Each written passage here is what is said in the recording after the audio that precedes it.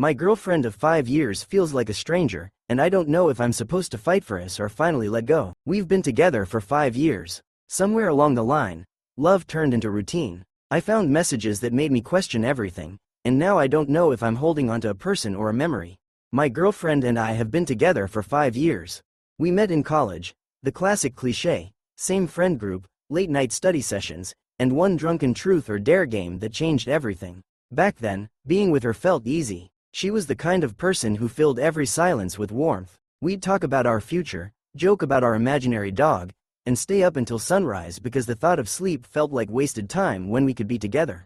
Fast forward 5 years, and now it feels like we're living parallel lives under the same roof. We share space, bills, and groceries, but not connection. We sit on opposite ends of the couch, scrolling through our phones, pretending the glow of the screen is enough light to hide the growing distance between us.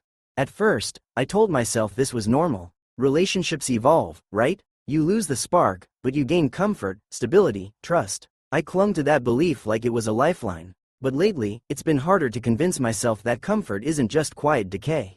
It started with small things. She stopped asking how my day was. She started staying later at work. When I'd reach for her hand, she'd smile, but it was the kind of smile you give a stranger in an elevator, polite and distant. And then I found the messages. I wasn't snooping. I swear I wasn't. She left her laptop open one night when she went to shower, and I was just closing tabs when I saw a notification pop up from a guy named Evan, work. It wasn't anything incriminating, at first. Just, thanks again for staying late today, smiley face. Then another message followed. Couldn't have done it without you. And another. You make these long nights worth it. Something in my chest tightened. It wasn't about the words themselves, it was the tone. The easy familiarity. The way she never talked to me like that anymore. I clicked the message thread. My hands were shaking so hard I almost dropped the laptop. The conversation wasn't overtly romantic, but it was intimate, the kind of intimacy that used to belong to us. Jokes, complaints about work, confessions about feeling trapped and unseen. One message said, "Sometimes I wonder if we met sooner, how different things would be." That one hit like a punch to the gut. I didn't confront her right away. I just sat there, staring at the chat history, feeling like someone had pulled the floor out from under me. My mind started rewriting the past few months. Every time she smiled at her phone, every late night at work, every quiet dinner where I thought she was just tired. I didn't sleep that night. I just kept imagining her laughing with him, giving him the version of her that used to be mine. The next morning, I made her coffee like usual. She smiled, said, "Thanks, babe," and kissed my cheek before leaving. I wanted to scream, to ask her who the hell Evan is, but instead, I just nodded. My chest was on fire, but my mouth refused to move. For the next week, I watched her carefully. Every time she mentioned work, I listened for his name. Every time she said she'd be home late, I wondered if she was actually with him. I became someone I hated, paranoid, anxious, half broken. Then one night, I asked her straight out, "Do you still love me?" She froze. It wasn't the question she expected. She looked at me, eyes wide, like she was trying to read the subtext. After what felt like forever, she said quietly, "I don't know." Those 3 words hurt more than if she'd said no. She explained that she does care, but something changed. She feels numb, unfulfilled, stuck. She said she's been talking to Evan because he listens. I asked if they've ever crossed the line. She swore they hadn't. I don't know if I believe her, but part of me doesn't even care about the physical part anymore. Emotional betrayal cuts deeper. We agreed to take space. I moved into the guest room. It's been 2 weeks, and the silence is suffocating. I still make her coffee in the morning out of habit. She still thanks me. It's the politest version of heartbreak I've ever seen. I tried going out, seeing friends, pretending I'm fine. But everything feels like static. I miss the version of us that used to feel easy. I miss her laugh. I miss how she used to look at me like I was home. Sometimes I catch her staring at me when she thinks I'm not looking. There's sadness in her eyes, maybe even guilt. I think she misses us too, but maybe only in the way you miss a song that used to mean something. A few nights ago, I finally broke. I told her I couldn't keep living in limbo. She cried. I cried. She said she's scared to leave but also scared to stay. That hit me harder than anything else because I realized I feel the same. We're both just afraid of being alone, of starting over, of admitting that love might not be enough. Last night, she packed a bag. She's staying with her sister for a while. The apartment feels too quiet now. Her mug is still in the sink. Her hair ties on the nightstand. Tiny ghosts of her everywhere. I keep replaying everything in my head, wondering if I could have done more. Should I have noticed the distance sooner? Should I have fought harder? Or is this just the natural ending of something that ran its course? I don't feel angry. Just empty. I still love her, God, that's the worst part. But love isn't the same thing as connection anymore. It's just residue. So here I am, writing this on Reddit because I don't know what else to do. Has anyone ever actually fixed a relationship that fell apart like this? Or do we just tell ourselves we can because it's easier than facing the truth? Thanks for all the responses. Reading your comments made me realize something. I've been grieving the idea of her, not the reality. The person I miss doesn't exist anymore. Maybe she hasn't for a long time. I booked therapy for next week.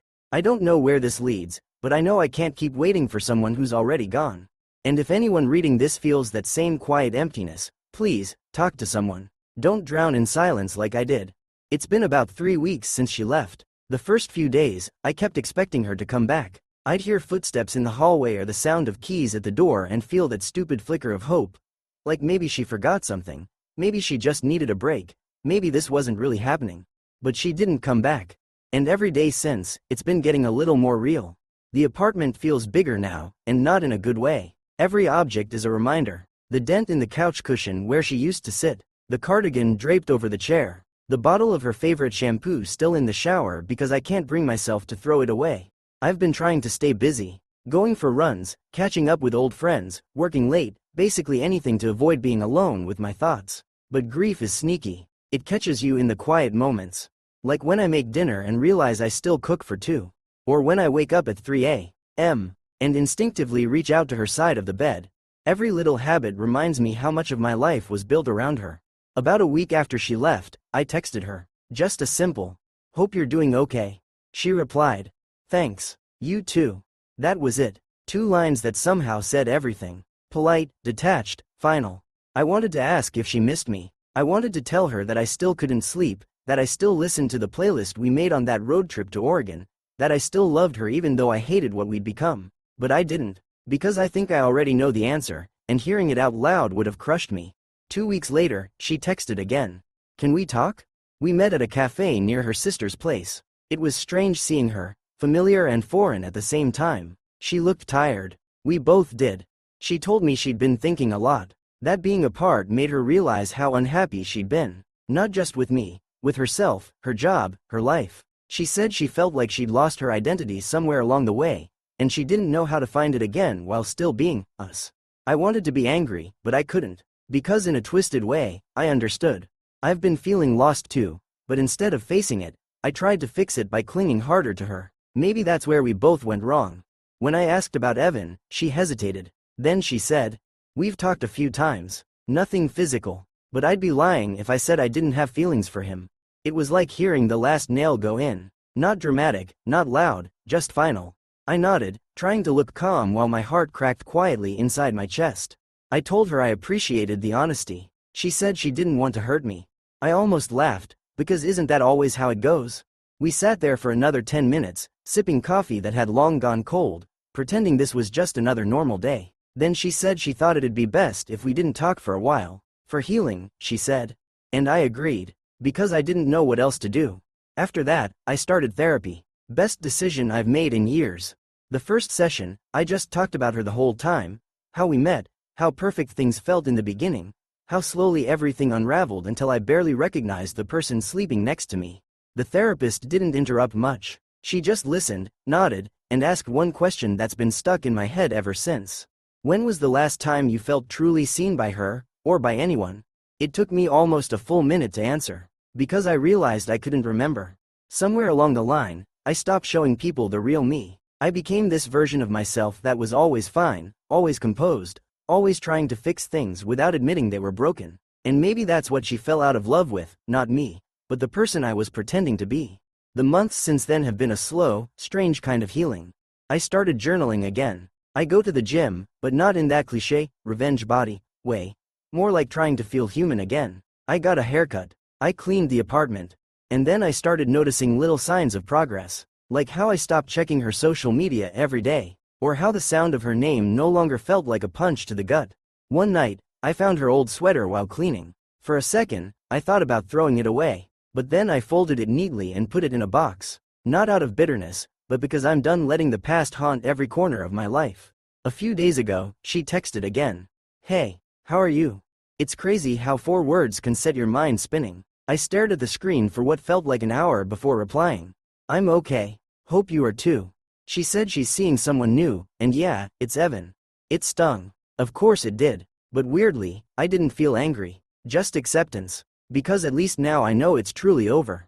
We talked for a bit, small talk mostly. She said she's glad I'm doing better. I told her I genuinely wish her happiness. And I meant it. Because despite everything, despite the hurt, the betrayal, the nights I thought I'd never feel whole again, she's still a part of my story. Just not the main character anymore.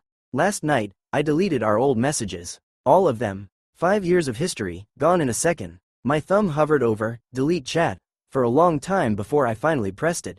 It felt like ripping off a bandage, sharp, quick, freeing. Then I sat there in the quiet, realizing something that made me smile for the first time in weeks. I'm not waiting for her anymore. For the first time, I'm actually excited about what's next, not who's next.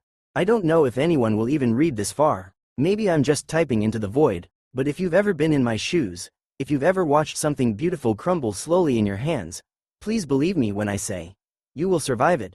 It won't be clean or easy. You'll hate mornings, then nights. You'll go through denial, anger, bargaining, sadness, and eventually, something resembling peace. You'll learn to love your own company again. You'll realize that sometimes the bravest thing you can do is let someone go. Not because you stopped loving them, but because holding on was slowly destroying you. It's been 6 months since the breakup. I moved to a new apartment, adopted a dog, and started hiking again. I even joined a local photography group, something I'd always wanted to do but never had time for. Last week, I saw her at the grocery store. We talked briefly, and it wasn't awkward. She looked genuinely happy. I think I did too. It hit me then.